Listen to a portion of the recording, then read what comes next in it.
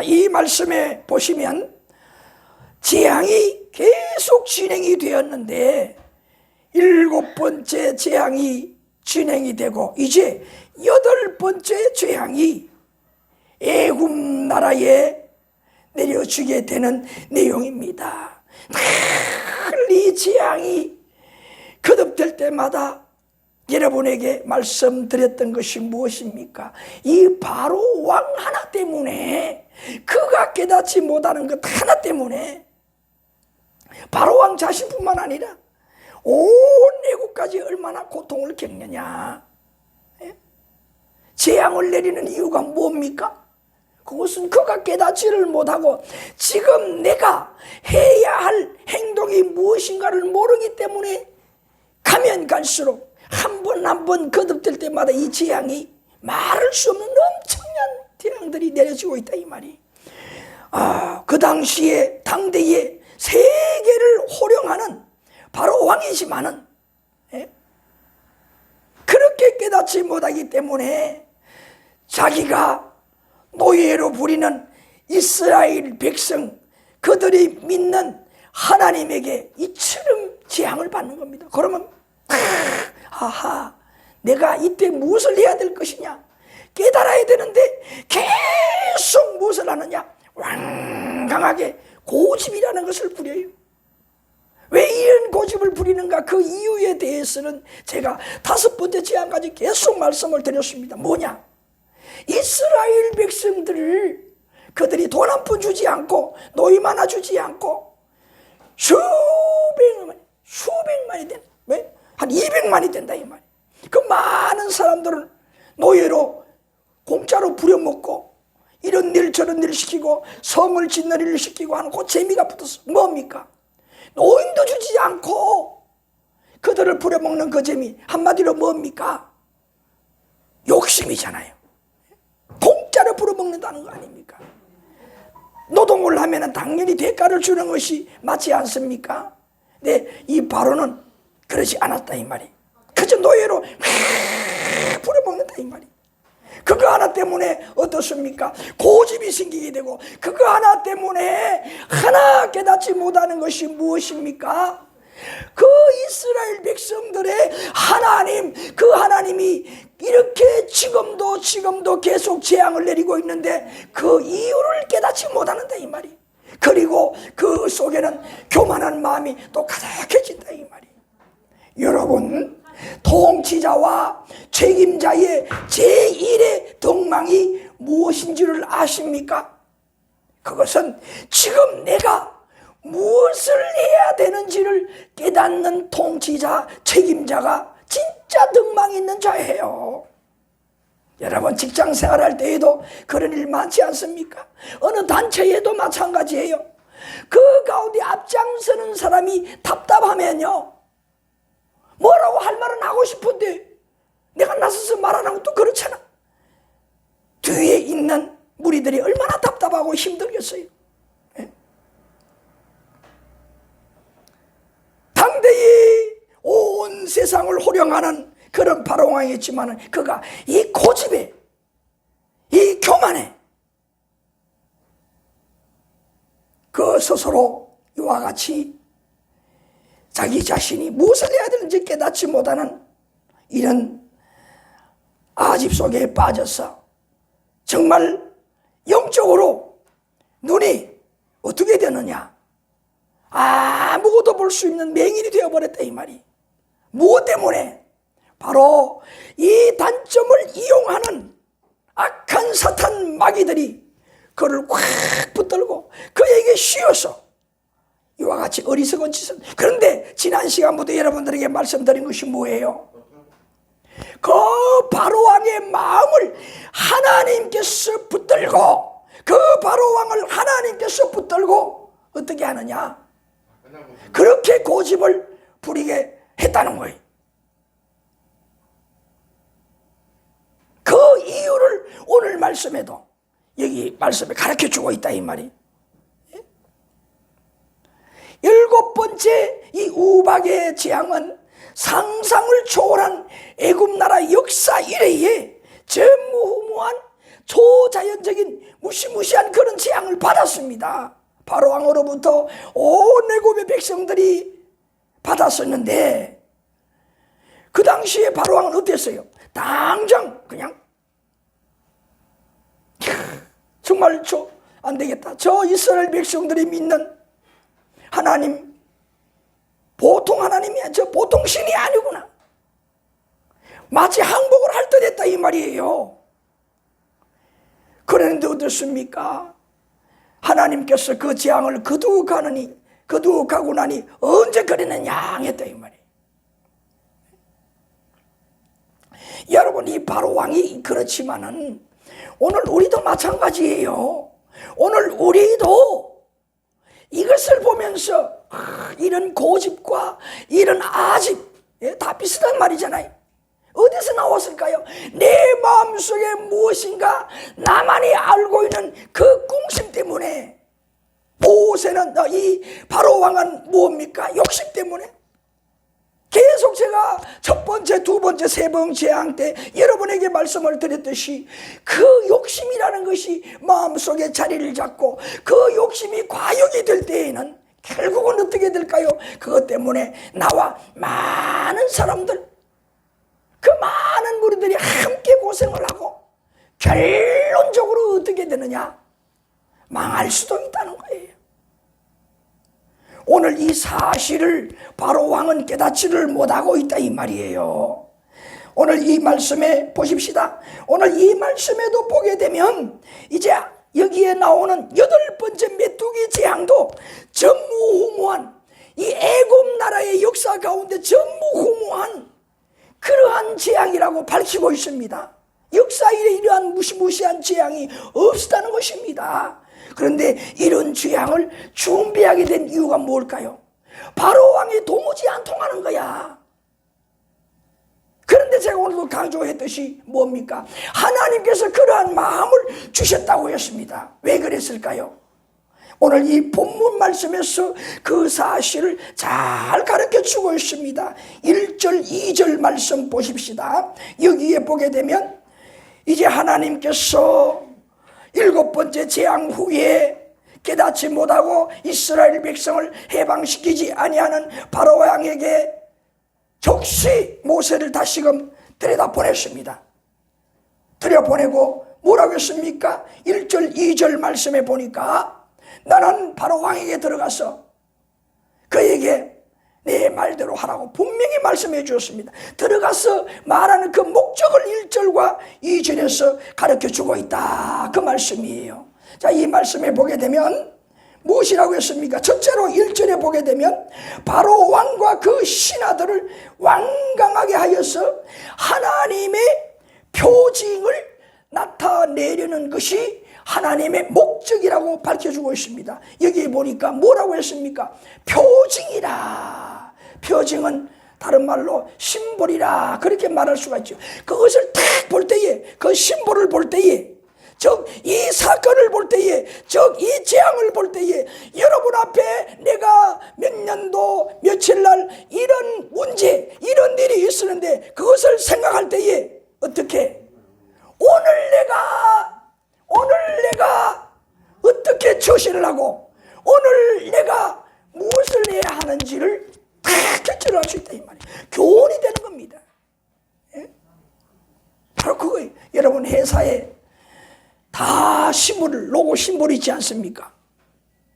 그 심볼을 보면 아하, 저 어느 회사구나. 저 회사는 이런 것을 만들고 이런 것이 이만큼 우리나라에서 유명한 제품이야. 그 신분 로고를 볼 때에 사람들이 느낀다 이 말이. 마찬가지입니다. 오늘 이 표징이라는 의미가 그런 의미가 있다 이 말. 왜 이스라엘 백성들은 보호하시고 왜 저 애굽 땅과 바로 왕에게 이런 8번째 메뚜기의 재앙을 내렸을까? 메뚜기 재앙만 생각하면 깨달을 수 있도록 누가? 바로 왕이, 저 애굽 나라가, 오늘 여기 말씀해 보니까 애굽 나라 바로 왕뿐만 아니라 온 세상 사람들을 두고 말하는 거예요. 다 이렇게 하는 이유가 있습니다. 여러분, 이 표징이라는 말은 어떤 사건이나 사물, 현상이나 행동들을 통하여서 깊은 의미를 전달하는 게 표징이에요. 예?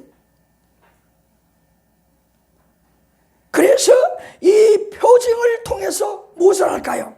하나님께서 원하시는 그 뜻을 이룬다. 1절 제가 다시 한번 읽겠습니다. 내가 그의 마음과, 바로 왕을 말하지요, 그의 신하들의 마음을 완강하게 하면, 왜 그들을 이렇게 완강하게 만들었냐? 아집을 부리고 교만에 빠지고 하나님 자신에게 도전하도록 만들었느냐? 그 이유는 나의 표징으로 삼기 위해서 그랬다. 예? 표징. 예? 이 표징이 무언가를 다 말씀을 드렸지요. 2절 말씀에 뭐라고 했습니까? 내가 애굽에서 행한 일들, 곧 내가 그들 가운데서 행한 표징을 내 아들과 내 자손의 귀에 전하기 위함이라. 이게 보십시다. 제일 먼저 여기서 말하는 것이 뭐예요? 이스라엘 백성들, 이 이스라엘 백성들이 교훈이 되도록 하기 위해서라고 했어요. 이스라엘 백성들에게. 여기 보니까 모세의 후손, 우리 아버지가 이와 같이 이런 민족을 구원하는 이 일을 했는데, 이 일을 하면서 이런 일을 겪었는데 왜 저런 일을 겪었는가? 산교훈으로. 그리고 모든 이스라엘 백성들이 그들이 애굽 나라에서 종살이를 했지만은 그 가운데 애굽 나라에 내려진 이러한 재앙들, 그런데 거듭될수록, 재앙이 거듭될수록, 그리고 언제 이와 같이 8번째 메뚜기 재앙과 같은 엄청난 재앙이 내렸을까? 그때 우리가 무슨 일을 당했었는데 하는 것들을 기억하게 만든다는 거예요. 그것이 왜요? 우리 하나님은 그냥 버려두지 아니하시고 우리를 이렇게 보호하시고 살리시는 참 하나님, 은혜의 하나님이시구나 하는 것을 항상 기억할 수 있도록 하기 위한 목적이라는 거예요. 이 뜻이 바로 그런 의미입니다. 믿습니까? 오늘 우리도 마찬가지예요. 오늘 이 시간에도 우리의 마음속에 때로는 욕심이 여러 가지로 삶 속에서 고달프니 어떻습니까? 이런 일 저런 일 생각하고 마음이 말씀을 들으면서도 헷갈릴 수가 있어요. 마음이 싹 빠져나가. 그 일 하던 거에 마음이 쏠려. 집에 무엇 하던 걸 왔으면 그 집에 무엇을 하던 그 일이 생각나고.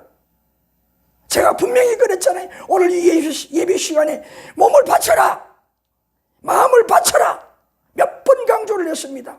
특별히 오늘 하나님께서 여러분에게 은혜를 주실 것입니다. 예배 전에 강조를 했어요. 말씀 전에 강조를 했습니다.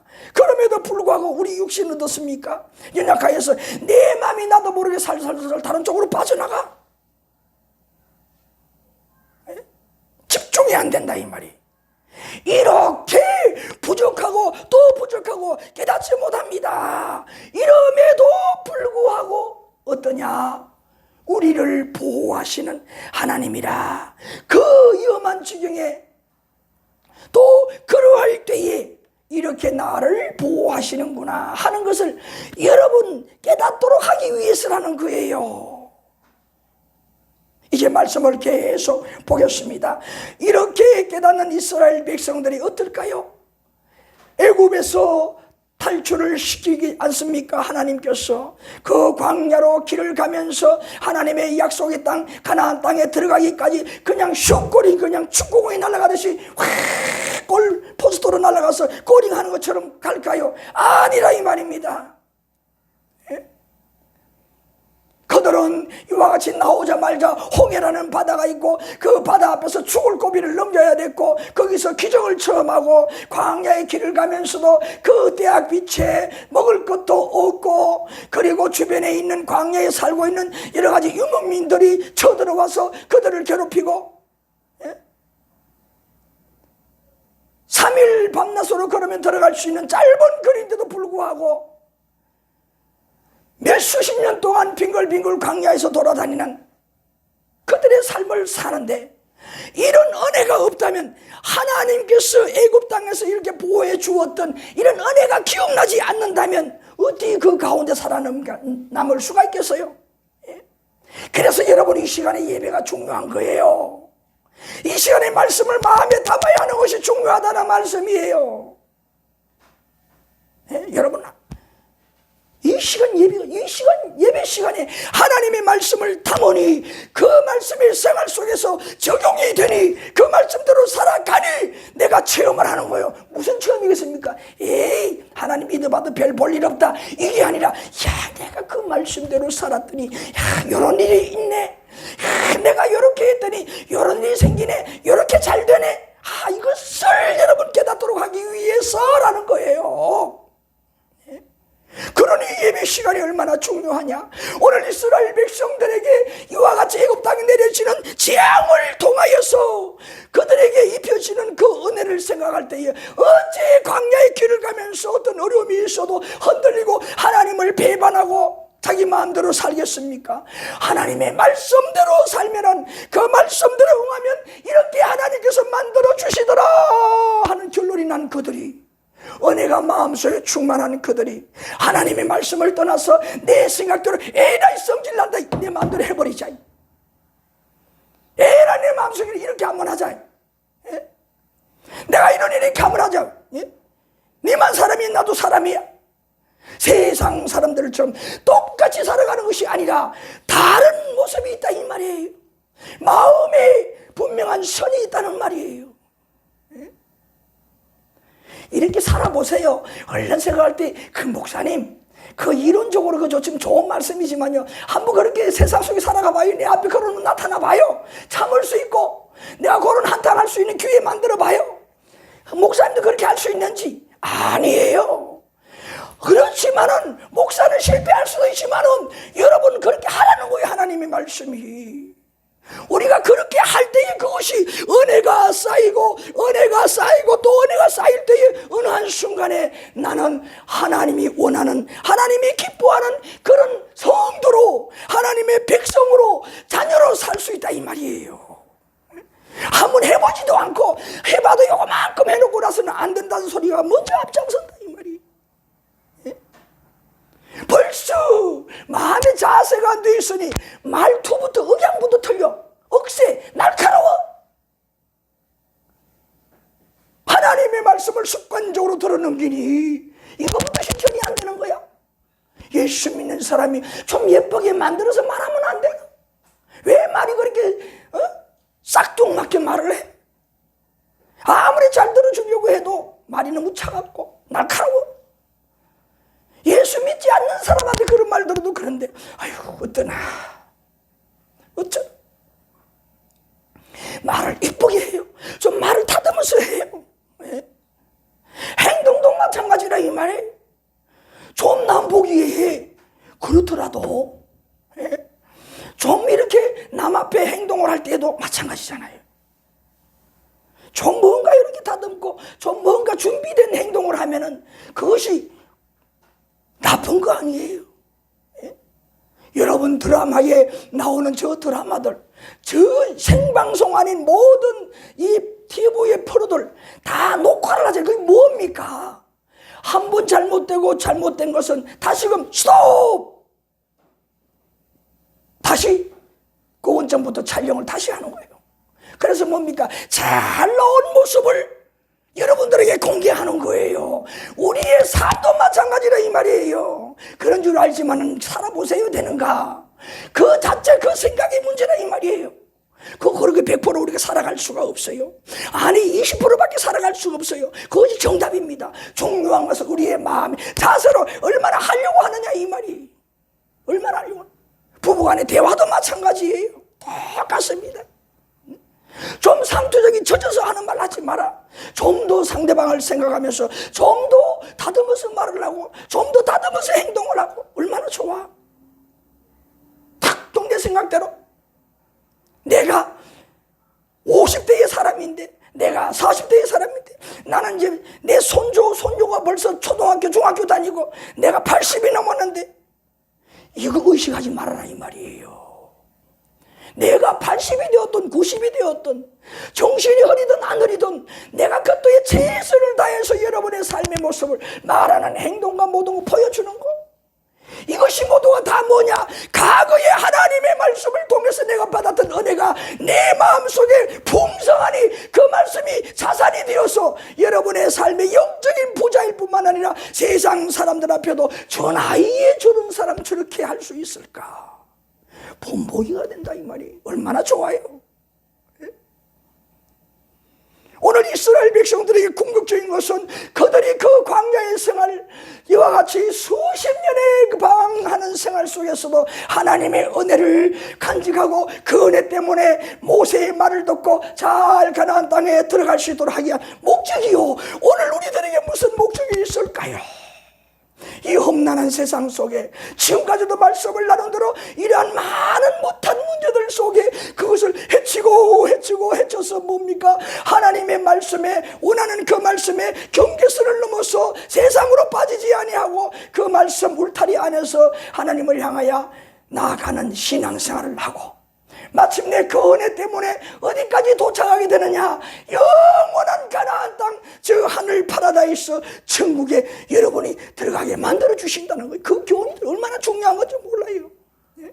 목적이 바로 이것이라. 하나님의 택한 백성이 베풀어 주신 큰 은혜를 항상 기억하며 말씀대로 살고 가나안 땅에 잘 들어가게 하는 목적. 오늘 우리가 이와 같이 천국에 잘 들어가는 영원한 구원을 얻도록 우리의 삶에 체험을 주시는 하나님인 거예요. 우리에게 좋은 일만 있으면 얼마나 좋아요. 때로는 어려운 일도 당합니다. 그 속에서 우리가 뭐냐? 하나님께서 나를 죽이려 하는 것이 아니라, 저 영원토록 잘못되게 하는 것이 아니라 나를 이 일로 통하여 산교훈이 되어서 정말 이 다음에 더 잘 되도록 하기 위해서, 더 좋은 사람으로 더 좋은 결과를 맺도록 하기 위해서 오늘 나에게 이러한 삶의 체험의 현장에서 나를 있게 했구나, 이렇게 깨달아야 된다. 이런 자들은 오늘 그 순간순간마다 많은 것을, 영적인 재산, 세상에 살아가는 지혜, 세상에도 뭡니까? 예? 체험이 가장 귀한 자산이라 그러잖아요. 체험. 내가 겪은 일이 가장 큰 재산이라는 거야. 그게 뭡니까? 생각 없이 사는 사람들에게 해당되지 않는 말씀이, 지혜로운 사람은 과거의 그 일들을 다 더듬어볼 때, 아, 그때 그거 심볼이 되어서, 표정이 되어서 어떻게 되느냐? 오늘 내가 잘 살아내는 거예요. 믿습니까? 이거예요.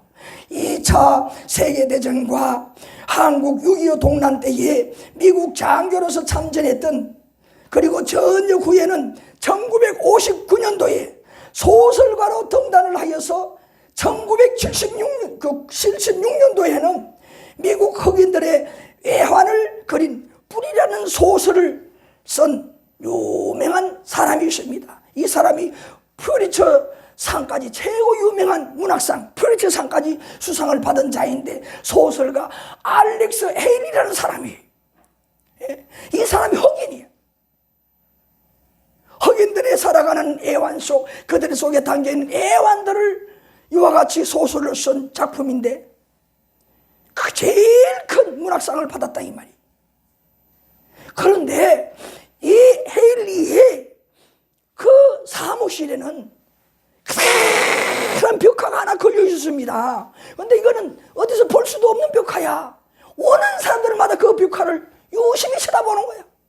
그리고 그냥 지나가지 않아. 한마디씩 꼭 해. 왜? 이것은 그 벽화에 보니까 담벼락이, 큰 담벼락이 하나 있는데, 높은 담벼락이 있는데 담벼락 꼭대기 위에 무엇이 있느냐? 큰 거북이 한 마리가 올라앉아 있어요. 낮은 담벼락이 아니라 높은 담벼락이라 이 말이에요. 그 꼭대기에 거북이가 있다 이 말이에요. 그 거북이가 저절로 올라갔겠어요? 예? 여러분 생각해 보세요. 거북이가 그 높은 담벼락 꼭대기에 올라갈 수 있겠어요 스스로? 그 그림을 다 걸어놓았으니까 오는 사람들마다 쳐다보고 한마디씩 하는 거야. 저거 무슨 뜻이요? 응? 저 무슨 뜻, 저 그림을 왜 걸어놓았어? 다 질문을 했다 이 말이. 예? 그러니 그러니까 헤일리가 대답을 합니다. 나는 내가 쓴 작품을 볼 때에 어떻게 이런 좋은 글을 썼을까? 또 어디서 이런 영감이 떠올랐을까? 야, 참 난 대단해.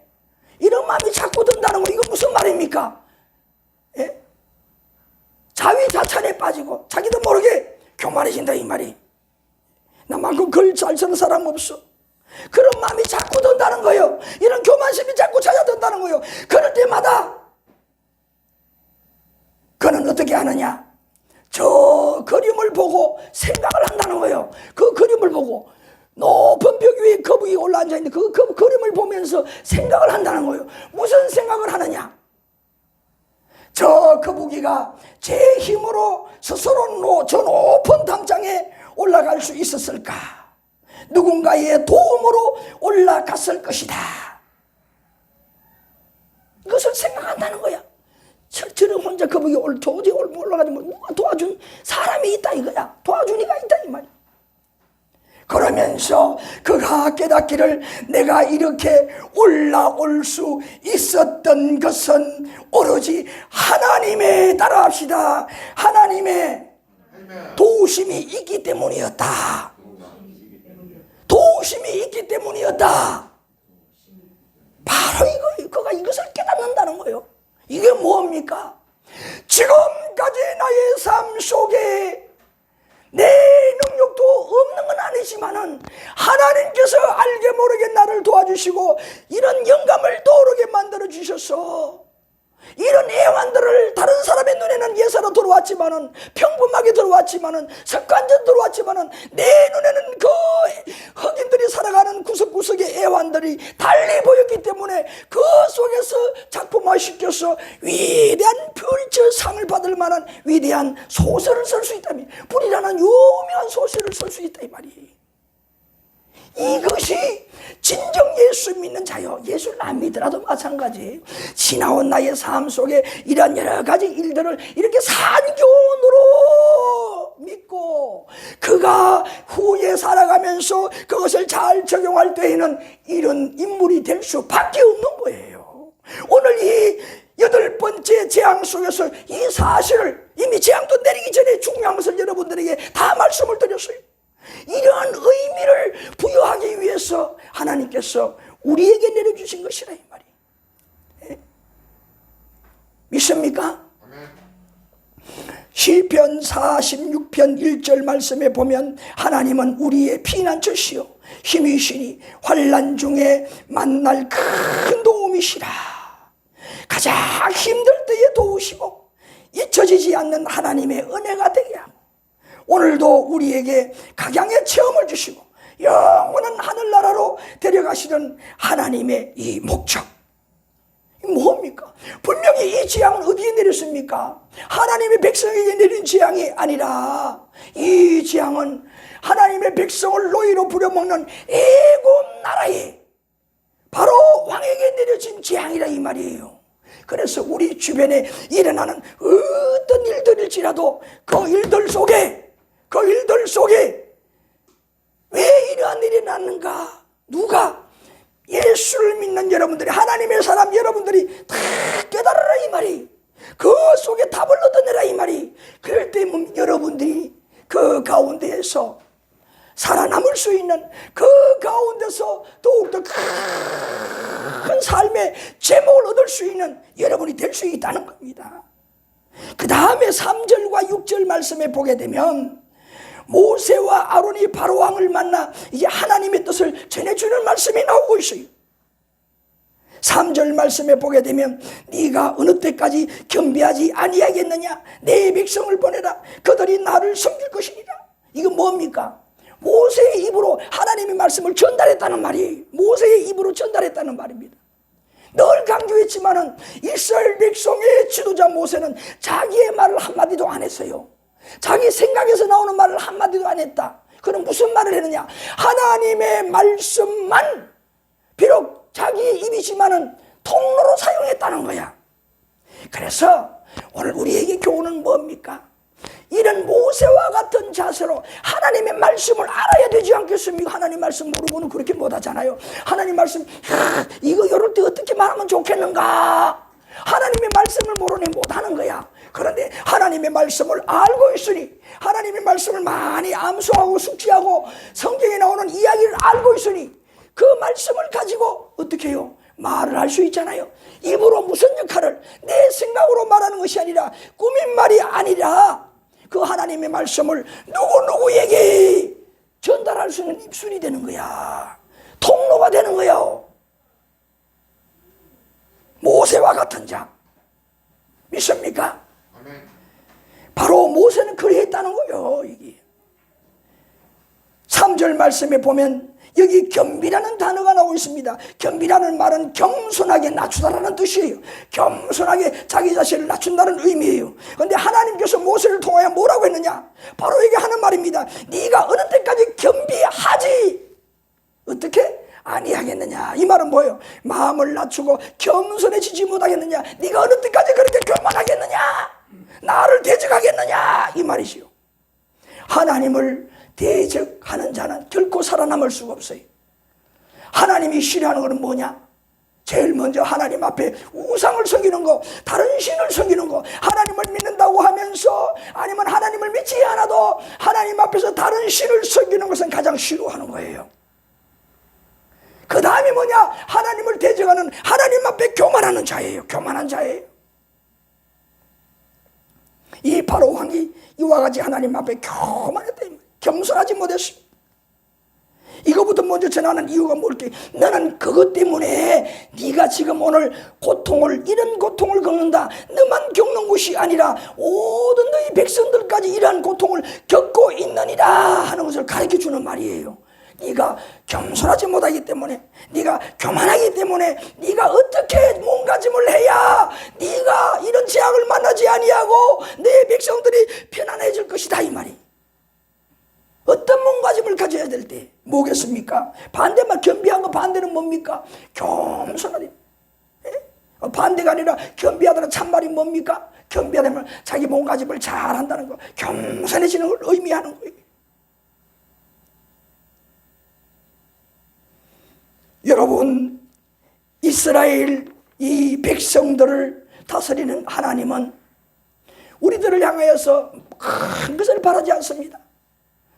우리가 하나님의 말씀을 알고 그 말씀을 의식하면서 그냥 흘러버리는 것이 아니라, 그렇지만은 우리 삶이 그런 걸요. 이게 아니라 그것을 붙들고 얼마나 살려고 노력을 하느냐. 20%도 좋아요.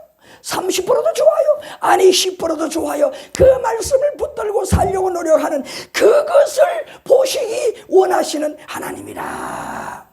여러분, 3살 아이 엄마가 놀이공원에 갔습니다. 한참 놀다가 얼마나 떼약볕이 뜨거운지 몰라. 벌써 여름이 막 다가오는 것처럼 초여름이 얼마나 더운지 몰라. 그래서 3살 자기 딸에게, 야 저기 편의점 있지? 매점 있지? 저기 가서 엄마하고 나 먹을 거 아이스크림 2개만 사와 시키는 거야. 그것도 생전 처음이야. 아이한테 처음으로 시키는 거야.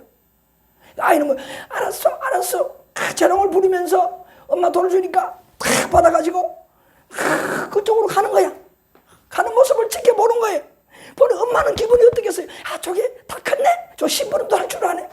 그 걸어가는 뒷모습만 보고도 엄마는 기분이 좋아서 입이 이렇게 올라가요. 너무 좋은 거야. 그 걷는 모습 봐요. 엄마가 뒤에서 따라하는 거야. 예? 그러다가 우차하다가 돌뿌리 걸렸는지 넘어질 뻔해서 그러니까 엄마가 뒤에서 어이구 또 잘 걸어가는 거야. 엄마 한번 쳐다보고 또 막 가는 거야. 가더니 매점에 가서 돈을 내밀고 뭐라 하는 것 같고, 보니까 제대로 말한 것 같아. 멀리서 다 지켜보고 있는 거야. 보니까 그 매점의 주어머니 아이스크림 2개, 이야, 진짜 내 딸 다 컸구나. 다 컸구나. 저 아이스크림 사올 줄을 아네. 계속 그걸 지켜보면서 뭐 어쩔 줄은 몰라. 이러는 거야. 예? 박수를 치는 거야. 예? 그 오는 모습을 보고 기뻐서 이름도 부르고, 가까이 오니까 뭐예요? 너무나 귀여워서 엄마가 막 안 가도 되는 걸 갈 때도 따라 안 가잖아. 막 앞에 따라가가지고 어휴 우리 철서 심부름 잘했어, 어휴 내 딸, 그러면 가슴에 안고 어쩔 줄을 모르는 거야. 뽀뽀하고 막 어쩔 줄을 모르는 거야. 왜 그랬을까요? 예? 그 3살짜리 아이에게 시키는 사람도 문제가 있어? 없잖아. 처음 시키는 거잖아. 그런데 무엇을 했습니까? 어미의 그 지혜로운 현모로서 아이에게 교육을 시키는 거예요. 100% 잘할 줄 알았겠어요? 몰랐어요? 가다가 올 수도 있습니다. 하나만 사올 수도 있어요. 돈을 가지고 가다가 입으로 물고 뜯고 버릴 수도 있어요. 그러나 어떻게 하는가, 그 실천하는 모습을 보는 거라 이 말이에요. 실천하는 모습을 보는 거예요. 우리가 하나님 앞에 이런 자세로 신앙생활할 때에 우리 하나님은 완벽하게 하나님 원하시는 그 기뻐진 삶을 살기를 원하는 것이 아니라 그렇게 살려고 노력하는 모습을 보고 하나님께서는 배후에서 그 하늘나라에 일어서셔서 응원하는 거예요. 스가랴 3장 17절 말씀에 보게 되면 하나님께서 하나님의 택한 자녀들을 보고 그 말씀대로 사는 걸 보고 얼마나 기뻐하시느냐. 춤을 춘다, 노래하며 춤을 춘다 그랬어요. 이거 100% 하나님 원하는 뜻대로 사는 것이냐? 아니라는 말씀이에요. 그 말씀을 붙들고 예사로 흘러버리는 것이 아니라, 그런데요 하는 것이 아니라 그 말씀대로 살려고 예하고 살아가는 모습을 보고 그렇게 기뻐한다 이 말이. 오늘 우리 하나님이 실제적인 상황입니다. 오늘 이 시간에 실제적인 상황입니다. 오늘 이 8번째 메뚜기 재앙 속에 이런 교훈을 우리에게 가르쳐 주시고자 원하신다 이 말이. 오늘 여러분 8절과 10절 말씀에 보게 되면 7번째 재앙을 이 바로 왕이 당하게 됩니다. 예? 이전의 재앙에 한 번도 당하지 아니했던 그런 재앙들을 당하게 됩니다. 오늘 여기 말씀에 보게 되면 특별히 지금까지 재앙이 없었던 일을 바로 왕이 했어요. 이런 제안을 했더니만은 오늘 여기 말씀해 보니까 바로 왕이 이 모세가 말을 하고 그냥 왕궁을 나왔어요. 나오니까 곧 다시 모세 아론을 불렀어요. 왜 불렀을까? 그 앞에 말씀이 어떤 말씀이 있습니까? 바로 왕의 신하들이 뭐라고 했습니까? 예? 제가 7절 말씀을 읽었습니다. 신하들이 그에게 말하되 어느 때까지 이 사람이 우리의 함정이 되리이까? 그들을 보내어 그들의 하나님 여호와를 섬기게 하소서. 왕은 아직도 애굽이 망할 줄을 알지 못하시나이까? 신하들보다 못한 바로 왕이야. 그렇게 못한 사람이 왕이 되었겠어요? 그건 아니에요. 지금 눈이 멀었어. 눈이 멀었다 이 말이. 뭔가 씌었어요. 그렇기 때문에 분별력이 없어요. 오늘 우리가 살아가다 보면 이러한 일을 만날 수가 있어요. 정신을 차려야 되는 거예요. 그럴 때 남의 말을 들을 줄 알아야 돼. 신하의 말도 들을 줄 아는 바로가 되었듯이. 그래서 말씀에 보게 되면 갑자기 모세를 불렀어요. 아론을 불렀어요. 그래 이건 뭡니까? 재앙이 아직도 내리기 직전이야. 신하들의 말을 들으니 몸이 불안했겠지요. 내가 이러다가는 신하들에게 구태타를 이렇게 나는 목이 내 명대로 못 살려고 겁이 났겠지요. 그래서 불렀습니다. 어찌되었든 중요한 건 뭡니까? 그가 신하를 통해서 무언가 느꼈다는 거예요. 오늘 우리도 문제를 만났을 때에 내 고집대로 그냥 밀고 나간다고 되는 것이 아니라 남의 마을도 조금 가던 길을 멈추고 생각할 줄 아는 여유를 가져야 된다는 것을 깨달을 수가 있어요. 자, 그 다음에 이제 10절부터 11절 말씀에 보게 되면 어떤 말씀이 나오고 있습니까? 이 말씀에 보게 되면 바로가 이제 모세와 함께 조정을 합니다. 예? 무엇을? 단판을 싣는데, 야, 너희 백성들 다 나가지 말고, 예? 일 열심히 할 수 있는 든든한 장정들만 데리고 나가라. 그랬어요. 그러니까 이 모세는 어떻게 했습니까? 아니요, 우리 전 가족들, 다시 말하면 모든 가족들과 우리 가족까지 다 데리고 가야 합니다. 이것이 하나님의 뜻이라고 딱 잘라버렸어요. 그러니까 뭡니까? 이 바로 왕은 모세와 아론을 내쳐버렸어요. 쫓아버렸다 이 말이. 안 통하거든. 도저히 굽히질 않는 거야. 내가 천하를 호령하는 이런 바로 왕인데 내 앞에서 저렇게 말해 얼마나 괘씸하겠어요. 또 또 그 고집이 무너졌습니다. 그리고 이제 말씀대로 이제 그 다음 날에 8번째 재앙, 메뚜기 재앙이 내려지게 되는 거예요. 우리 잠깐 멈추고, 우리 성도들이 무엇입니까?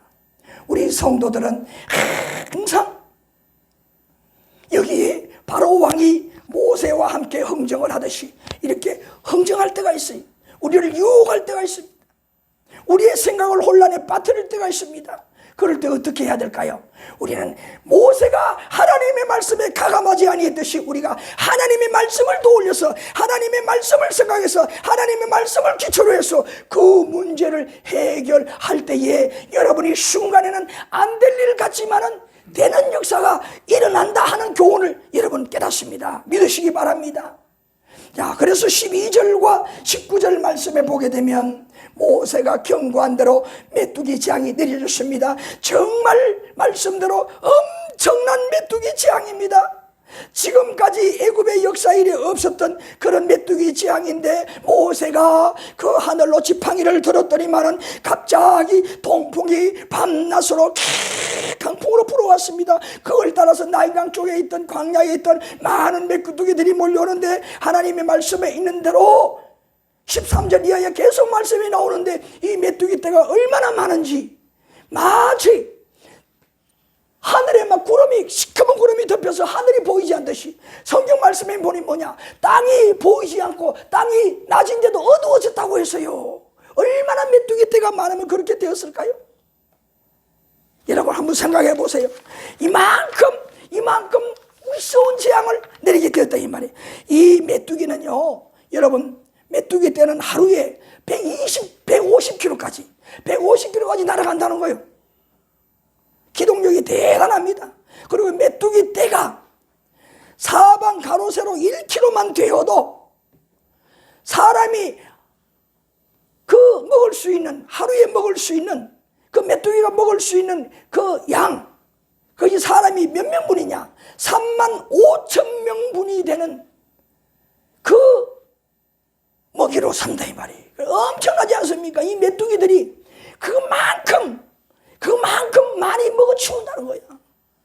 우박의 재앙으로 남아있는 그 채소들, 나무, 과일들을 이 메뚜기들이 다 그냥 먹어 치웠다는 거예요. 얼마나 큰 재앙입니까?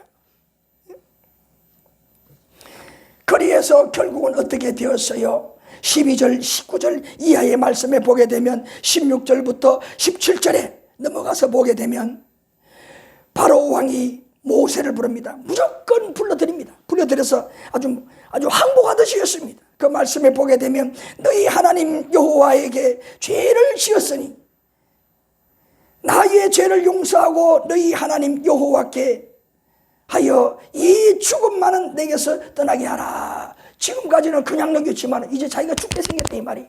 내 신하들이 저렇게 말을 했는데 이제는 내 신하들에게 어떻게 죽을는지도 모르고 나는 살아남지 못하겠구나. 재앙이 내리고 나니 그냥 손발 다 들었어요. 그렇게 모세에게 이야기를 했다 이 말이. 항복하는 말을 했다 이 말이.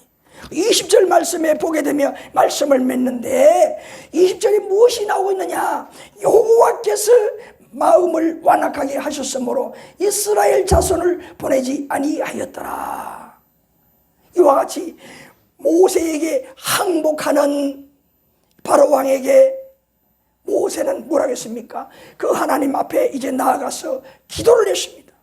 그랬더니만은 그 메뚜기 재앙이 순간에 다시금 서풍이 불어서 다시로 왔던 그 광야 지역으로 다 날아가 버렸습니다. 거짓말처럼 메뚜기가 한 마리도 없었다 이 말. 그러자 그 마음이 다시금 말씀대로 완악해졌다는 말이에요. 이것이 뭐합니까?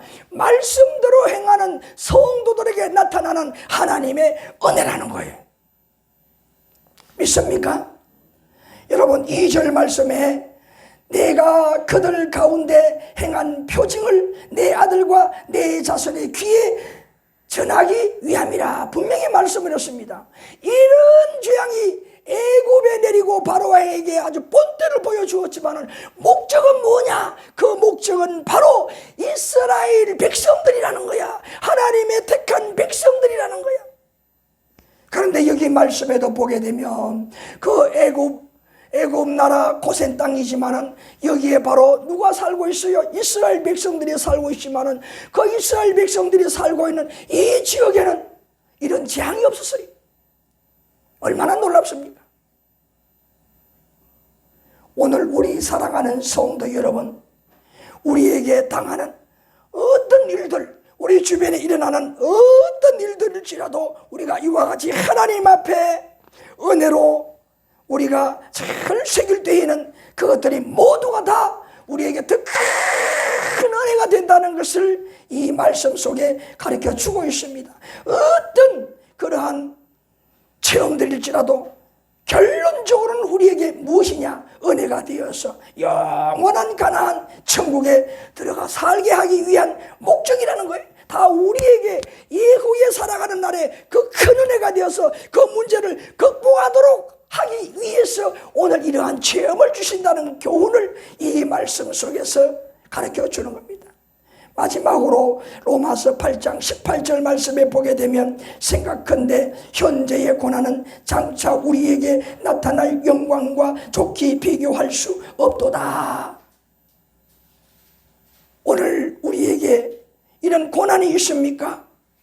이런 것들 다 장차 우리에게 더 큰 영광, 복을 주기 위해서라는 거예요. 이런 말씀을 꼭 기억하면서 오늘 하나님의 말씀을 잘 받아들이고 오늘 하나님의 주시는 이러한 여러 가지 체험들을 잘 은혜로이 우리가 깨달을 때에 이후에는 우리에게 큰 은혜의 삶이 열려지게 된다는 거예요. 궁극적으로 저 영원한 하늘나라에 우리가 영생 복락할 수 있다는 것을 이런 교훈으로 주는 말씀입니다. 이 교훈을 마음속에 새기고 오늘도 여러분은 삶 속에 어떤 것일지라도 산 체험으로 은혜의 체험으로 만드는 받아들이는 여러분 되기를 주님의 이름으로 간절히 축원합니다. 기도하시겠습니다.